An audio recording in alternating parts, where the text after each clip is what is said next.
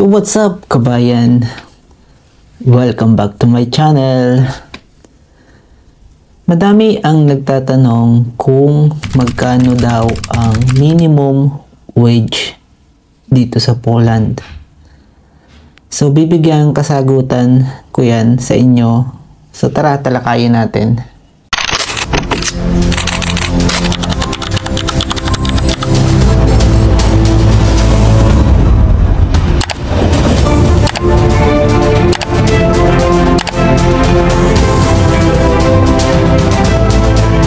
Ngayong video ay dito muna ako magre-record sa kwarto ko kasi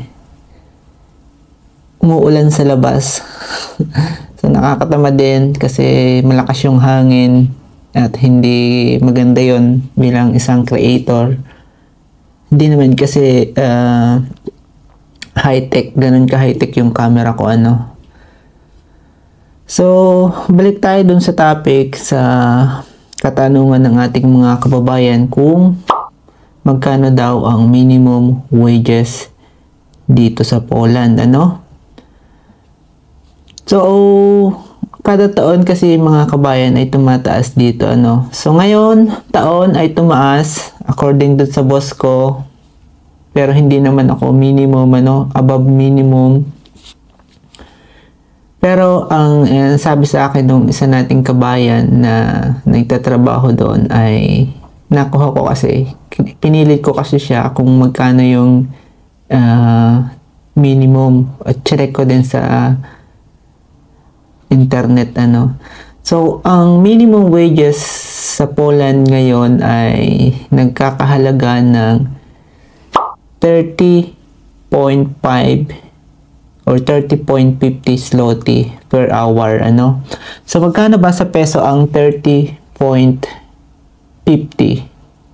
zloty? So sa peso ay nagkakahalaga yon ng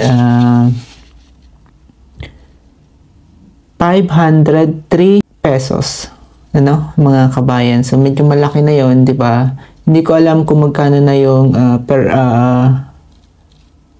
ang sahod dyan sa Pilipinas, wala na akong update.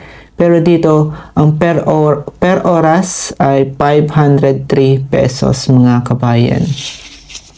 So, medyo tumaas kasi way back 5 years ago ay ang per hour namin dito sa hotel na doon pala sa hotel na pinagtatrabahuhan ko ay nasa 16 zloty lang. I think nag-start ako ng 15 zloty, mga kabayan, dito sa Poland, ano. So malaki yung itinaas, kumbaga doble agad. 'Di ba? So way back 5 years ago, sumahod ako ng 15 or 16 zloty per hour, mga kabayan. So ang Poland ay zloty, hindi pa siya euro, ano. Hindi ko alam kung bakit, siguro pinoprotektahan pa rin nila yung ekonomiya nila, ano. Kahit na ang Poland ay nasa Central Europe, ay may sarili silang pera, mga kabayan. So magkano ba ang sahod ng ang minimum pala? Magkano ba ang minimum wages kada buwan dito sa Poland?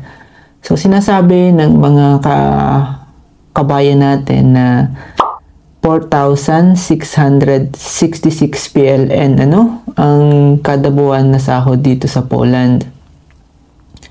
Sa peso ay nagkakahalaga ng 69,207 pesos, mga kabayan. So medyo mataas na yan, 69,207 pesos na yan, mga kabayan, ano. Baga, kumpara sa sahod dyan sa Pilipinas ay alam nyo yun, medyo triple pa rin siguro or double, or alam nyo yun, doble pa rin. So magkano na lang ba ang matatanggap ng mga manggagawa na naka minimum wages? So after tax, according doon sa mga kasamahan natin dito, ay yung 4,666 zloty ay magiging 3,510 zloty na lang. So yan yung minimum wages dito sa Poland mga kabayan. Hindi ganoon kalaki ang sahod sa Poland, pero guaranteed na tumataas dito kada taon. At 2 beses yan tumaas mga kabayan. Kung ang kontrata mo ay full contract or yung tinatawag na obmuba o prase, kumbaga kontrata ng mga lokal na tao dito, kung ikaw ay magantimpalaan ng ganong kontrata, mabigyan ka ng kumpanya. Kasi merong mga kumpanya na ayaw nila sa agency kasi sobrang mahal nga ng singil. Kumbaga, doble or triple pa. Kaya ang ginagawa ng kumpanya, katulad dun sa hotel na pinagtatrabahuhan ko, ay kinuha niya ako dun sa agency, tapos kumbaga binili niya pala ako dun sa agency, tapos inalis niya yung agency dun sa hotel. Kumbaga siya na yung GM na or yung HR ang nag-process ng documents ko dito bilang isang manggagawa dito sa Poland. Ganun ang nangyari mga kabayan. Kumbaga, above minimum yung sahod ko, kaya hindi ko maikumpara sa minimum wages mga kabayan. Medyo mataas ng konti. Masasabi kong mataas kasi yun yung nakalagay sa payslip. Kumbaga, hindi ko pwedeng ikumpara dun sa minimum wages. Kasi naman, madami naman akong kinakaang trabaho doon. Hindi lang yung obligasyon ko yung ginagawa ko. Minsan ay, alam niyo yun, as a Pilipino, may pagkukusa tayo minsan, tulungan yan, tulungan yon. So, kaya na-appreciate din siguro ako nung GM at ng manager ko sa department, mga kabayan. Kaya dun sa mga kababayan na naka-full contract katulad ko, ay maghanap kayo ng part-time kasi pumapasok lang naman tayo ng 168 hours or 176 hours kada buwan, mga kabayan. So medyo marami tayong bakanting araw. So, pwede nating magamit yan sa pagpa-part-time tulad ng paglilinis ng mga apartment. So, meron dito sa Poland. So, napakaganda ng opportunity kasi ang per hour ngayon ay 30.50 zloty. Kaya, ngayong summer na paparating, talagang kakayod ako. Sobrang masayang sumahod ng 30.50 zloty mga kabayan. Kasi meron dito, pag may mga kaibigan ka, pwede kang mag-underground. Alam niyo yun, underground, under the table yung bayad, wala ng tax, walang papel. Kasi meron ka namang full contract, meron ka namang dokumento, so alam mo yun, safe ka na doon pag ganon mga kabayan. Pag may nag-check sa'yo na otoridad, so, meron ka namang papel na maipapakita. Kaya ang ginagawa ko dyan mga kabayan, based on my experience, dalhin nyo lagi yung TRC nyo or yung temporary residence card nyo. Saan man kayo pumunta, bumili man kayo sa tindahan, mag-mall man kayo, mamasyal man kayo, lagi dapat nasa bulsa nyo yan. So, yun nga, balik tayo sa minimum wages. So, napakasaya sumahod ng medyo mataas. Kasi nga, sabi ko sa inyo, way back 5 years ago, sumahod ako dito ng 15 or 16 zloty kada oras. So, ang alam ko sa kontrata ko ay nasa 2,000 plus lamang. Hindi ko na maintindi, hindi ko na maalala. So, ayoko namang bulat-latin pa yung mga dokumento ko para ipakita sa inyo yung proof.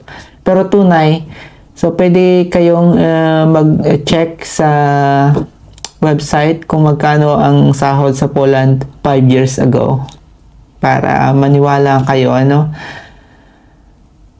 So, sa ngayon, masaya sa pakiramdam at nakaka-motivate ang sumahod ng 30.50 zloty kada oras, ano. So, hindi man ganun kalaki, at least may improvement, may pagbabago dito sa Poland. Ibig sabihin, gumaganda yung ekonomiya nila, gumaganda yung takbo ng mga investor. So, ibig sabihin, tataas din yung sahod, tumataas yung din yung bilihin, yun lang. Kahit saan naman siguro, kahit yung mga kakilala ko close to Poland, like for sa Norway, mga kakilala ko sa Norway, Czech Republic, Hungary, at sa Germany, sobrang mahal daw talaga ng bilihin inside the Europe continent, mga kababayan.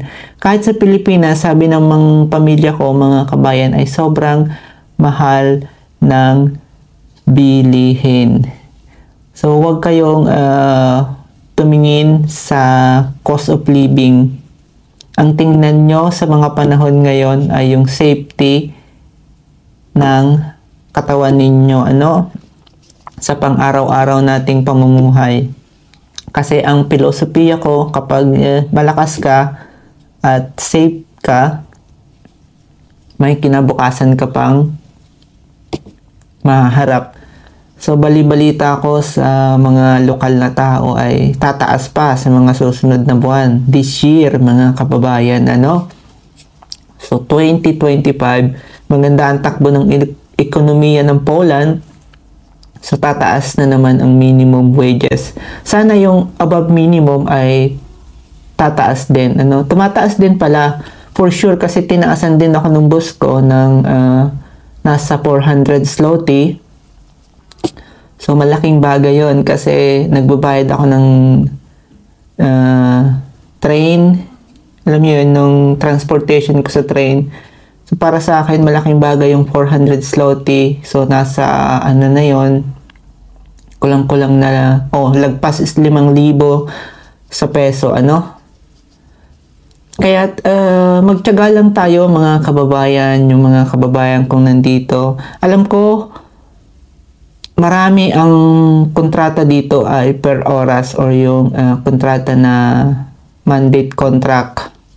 So, sa bagong labor law, dapat daw ay bigyan na kayo ng full contract or yung umluba o frase kung tawagin dito sa Poland, mga kabayan. Kaya i-update nyo yung mga agency or yung employer ninyo, mga kabayan, So, isang paalala lang yan bilang isang OFW at manggagawa din dito sa Poland, mga kabayan. So, minimum wages dito sa Poland ay paganda ng paganda. Hope for the future ay gumanda pa ng gumanda para maka-level na tayo sa karatig natin Germany, Norway, Sweden, Denmark. Dito sa close ng Poland, sa mga neighbor ng Poland. Kasi ang mga bansang yan ay talagang magaganda ang pasahod, mga kabayan, pero napakahirap ding mag-apply dyan. Kahit nandito ka na sa Europe, hindi ka basta-basta makakapasok dyan or makakapasok ka pala, hindi ka pala basta-basta makakapagtrabaho dyan ng walang legal na dokumento, mga kababayan. So, yan ang nadidinig ko sa mga lokal na tao dito at mga matatagal ng mga kabayan dito sa Europe. So, kinakailangan na respeto natin yan kasi mga veterano yan.